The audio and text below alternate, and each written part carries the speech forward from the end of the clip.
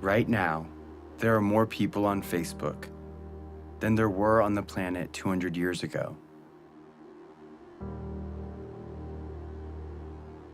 Humanity's greatest desire is to belong and connect. And now we see each other.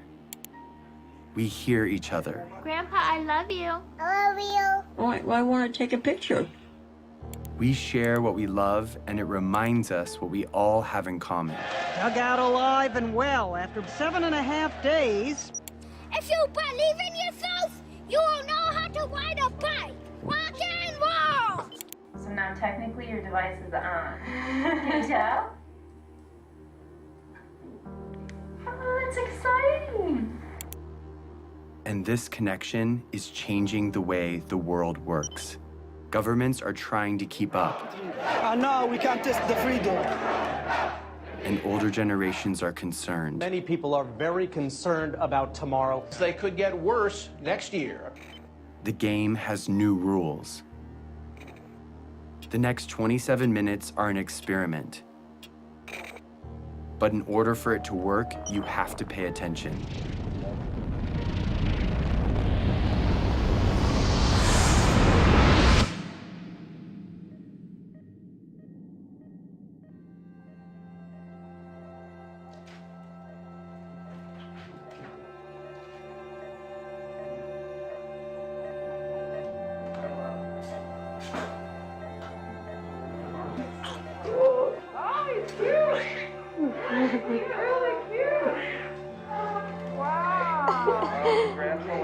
I can hear him.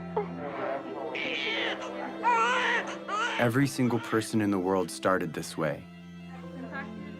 He didn't choose where or when he was born. Yeah, he does. But because he's here, he matters. Yeah, we've been waiting for you. You made it. My name is Jason Russell, and this is my son, Gavin.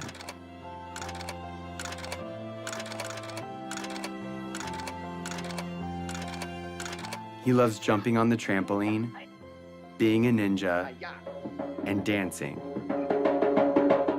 What are you doing? Making snow angel. How do you do that? You do this.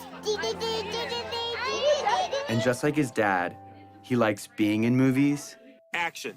Look up! Look out, people! Run! It's a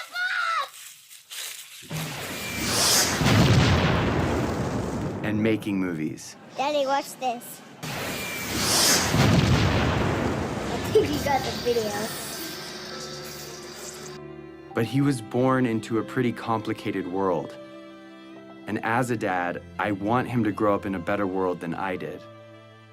And because of the course of events in my life, I see a way to get there. It has become my job. Who are you to end a war? I'm here to tell you, who are you not to? Hey, Gavin, what's up? Years before Gavin was born, the course of my life was changed entirely by another boy. And who's this right here? Jacob. Who's Jacob? Jacob is our friend in Africa. It's been almost 10 years since Jacob and I became friends. It's okay, they're nice. These are different than sharks. But when my friends and I first met him in Uganda, in Central Africa, it was in very different circumstances. He was running for his life.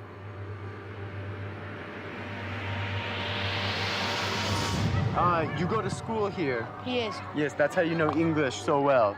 I know. Yeah. How many nights have you stayed here? Hello. You are making our work very, very difficult. You stop that now.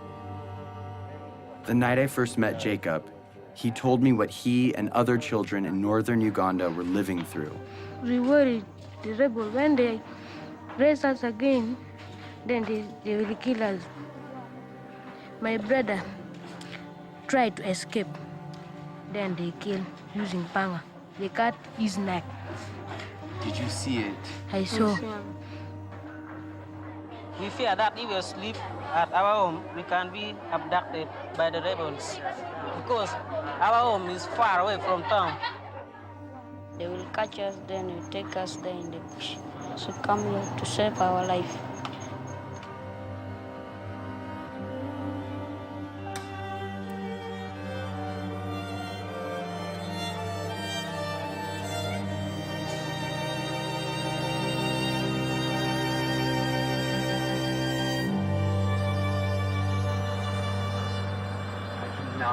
This is surreal. I cannot believe it.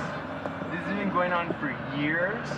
If that happened one night in America, it would be on the cover of Newsweek. What is it that you want to be when you grow up? For me, I wanted to be lawyer, but no money. I don't have money to pay my school fees, so that I learned and then I be lawyer. After spending a few weeks with Jacob, he told me something I would never forget. So it is better when you kill us. And if possible, you can kill us, you kill us. For us, we don't want now to stay because You don't want to stay on Earth. we are only two, no one taking care of us. We are not going to school. So You would rather die than stay on Earth. Yes. Even now. Even now. Are we going to stay in our future? He told me more about his brother and what he would say to him if he were still alive. I love you, but now I miss you. So it is better when we meet. We are going, even if we are not going to meet, but we may meet in heaven, you see. So it is better. I will not talk much. I will start something. Because if I saw my brother once again, I don't.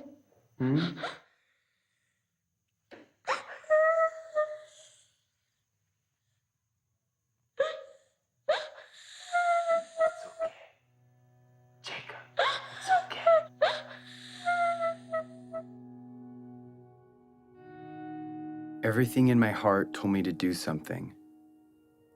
And so I made him a promise. And we are also going to do everything that we can to stop them.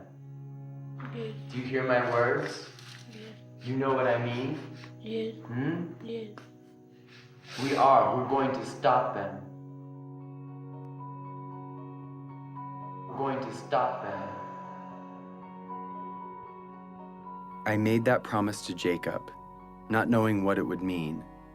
But now I do. Over the past 9 years, I have fought to fulfill it. And the fight has led me here, to this movie you're watching. Because that promise is not just about Jacob or me. It's also about you. And this year, 2012, is the year that we can finally fulfill it. And if we succeed, we change the course of human history. But time is running out. To level with you, this movie expires on December 31st, 2012. And its only purpose is to stop the rebel group, the LRA, and their leader, Joseph Kony. And I'm about to tell you exactly how we're going to do it.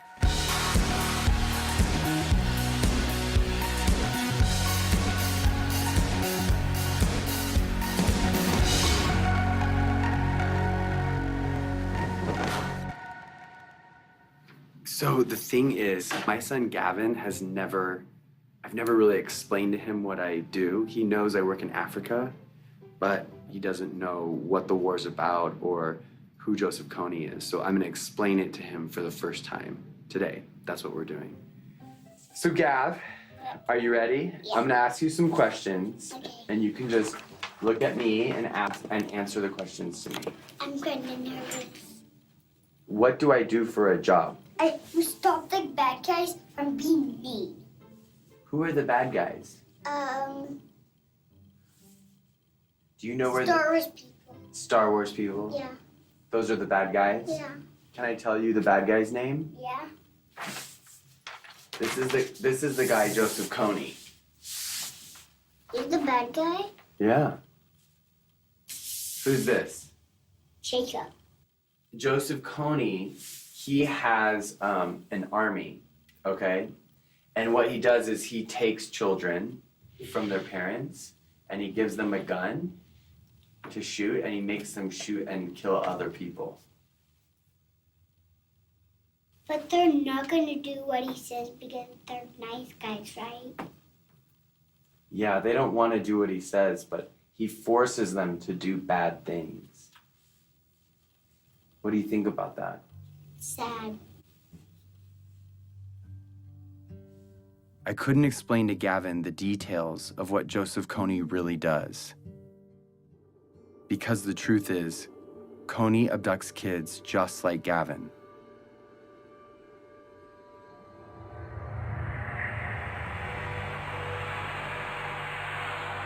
For 26 years, Kony has been kidnapping children into his rebel group, the LRA.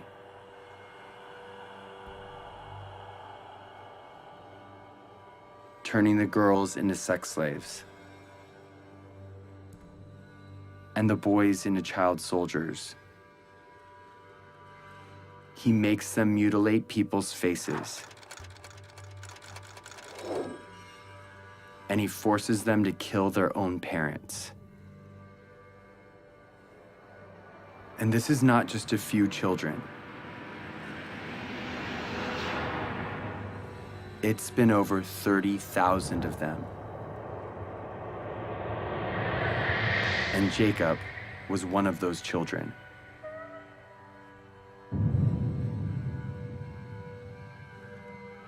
As if Kony's crimes aren't bad enough, he is not fighting for any cause, but only to maintain his power. He is not supported by anyone, and he has repeatedly used peace talks to rearm and murder again and again. Kony, different times, proposed peace and then just regain strength and attack. This is the head prosecutor for the International Criminal Court. In 2002, when the court was started, their job was to find and demand the arrest of the world's worst criminals. Although there are a lot of warlords, murderers, and dictators in the world, the perversity of Kony's crimes made him first on the court's list. Kony is the first guy indicted by the ICC. But the crimes basically are these: crimes against humanity and war crimes committed against the civilian population, including murder, sexual slavery, rapes, abductions. We need to plan how to arrest Kony. Start to plan and start to be serious. In fact, the only way to stop Kony is showing him, guy, we're going to arrest you. What do you think we should do about it? We should stop him. The criminal here is Kony. Stop him and then solve all the problems. We should stop who? Him. It's obvious that Kony should be stopped. The problem is 99% of the planet doesn't know who he is. If they knew, Kony would have been stopped long ago. Let the world, let the international community take justice to him there. Follow him wherever he is. First, to rescue our children. And secondly, to deliver the justice. We are determined to cooperate with any friend of Uganda to ensure that this mindless killing and slaughter is ended. When my friends and I came home from Uganda, we thought that if the government knew, they would do something to stop him. But everyone in Washington we talked to said there is no way the United